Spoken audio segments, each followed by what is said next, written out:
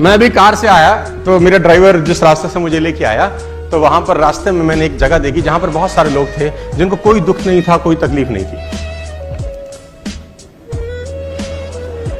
सब लेटे हुए थे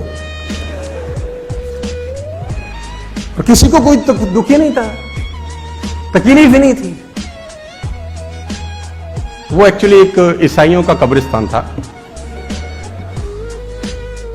They don't have any problems। और आप भी चाहते हैं कि आपकी दुख तकलीफ दूर हो जाए। अब कितने लोग चाहते हैं उनकी दुख तकलीफ दूर हो जाए? हाथ कैसे रैपिड नीचे गए सबके ना यार। Problems are a sign of life my dear friends. Problems are the sign of life. जब तक हम जिंदा रहेंगे तब तक समस्या रहेगी। जिस दिन समस्या खत्म हो गई समझ लो जिंदगी खत्म हो गई। और जब आपकी जिंदगी में कोई समस्या ना हो ना तो घुटनों के बल बैठ जाना और ऊपर देख के बोलना, भरोसा खत्म हो गया क्या? अगर नहीं तो समस्या भेज, निपट लूंगा, चिंता मत कर।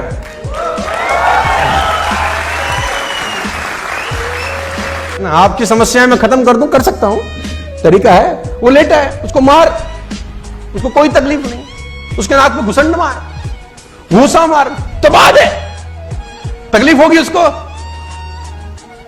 वो लेटा है, कह रहा तू करे जा। तकलीफ हो गई उसी को जिसकी जिंदगी में कुछ ना कुछ चल रहा है। ट्रेनिंग का बहुत जरूरत है सर, बहुत ज्यादा जरूरत है। और जैसे कहते हैं ना कि वो जो कोयला रहता है वो अंगीठी के अंदर गर्म रहता है। कोयला अंगीठी में गर्म रहता है, जैसे अंगीठी से बाहर निकलेगा ठंडा हो जाएगा। ऐसा समझो कि बहुत सर्दी पड़ रहा है, कहीं बहुत सर्दी पड़ रहा है और आप किसी रूम में हो, बाहर है -12 डिग्री, -14 डिग्री, -15 डिग्री टेम्परेचर, अंदर अलाव जल रहा है। अलाव समझते हैं आप लोग? आग जल रही है, बॉन फायर जला रखा है आपने, उसमें लकड़ी डाल रखी है अंदर और -15 डिग्री बाहर है। आप अलाव के पास बैठे हैं, आपको सर्दी लगेगी कि नहीं लगेगी? नहीं लगेगी ना। जैसे जैसे अलाव से दूर होते जाएंगे सर्दी लगना महसूस होता जाएगा कि नहीं होता जाएगा?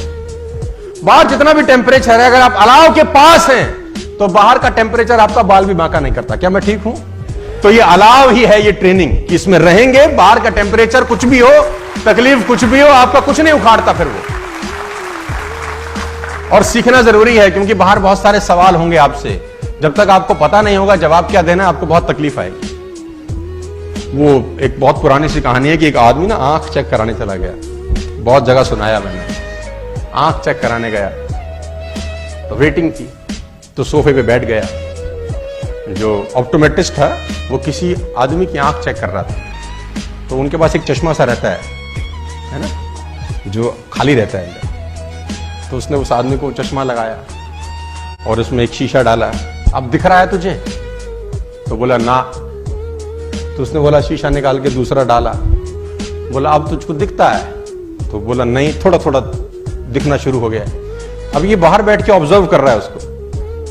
फिर उसने तीसरा डाला। बोला अब, कह रहा अब थोड़ा सा साफ हुआ है।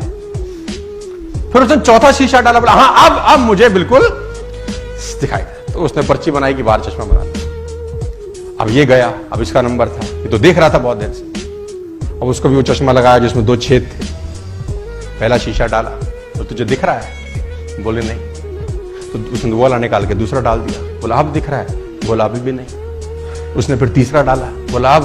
बोला अभी भी। चौथा नहीं, पांचवा नहीं, छठा नहीं, सातवां नहीं, आठवां, जितनी ट्रे थी सारे डाल डाली। अब कह रहे नहीं।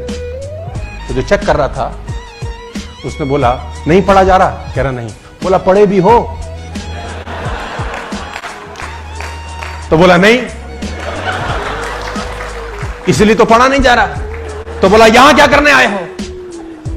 तो बोला हमको लगा चश्मा लगाने से दिखता है। उसको बोला चश्मा लगाने से दिखेगा तभी जब पढ़ाई अंदर पहले से होगी, अंदर से होगी तभी दिखाई देगा। अंदर से होगी ही नहीं तो दिखाई। मैं चाइनीज लैंग्वेज लिख दूं, यहां चाइनीज, कुछ चाइनीज ची चो चा चा चो है, ऐसा कुछ लिख दूं तो तुम पढ़ पाओगे क्या? जबकि तुमको दिखता भी है, परफेक्ट नजर आता है। चाइनीज लैंग्वेज पढ़ पाएंगे? अरबी लैंग्वेज यानी पढ़ भी वही पाएंगे जो ज्ञान पहले अंदर होगा ना। जो होगा ही नहीं उसको भी नहीं पढ़ा जा सकता। बाहर बहुत सारे सवालों के जवाब तुम्हारा इंतजार कर रहे हैं, लोग तोपियां लेके खड़े हैं बाहर और चड्डी में बम लगाने वाले हैं तुम्हारी।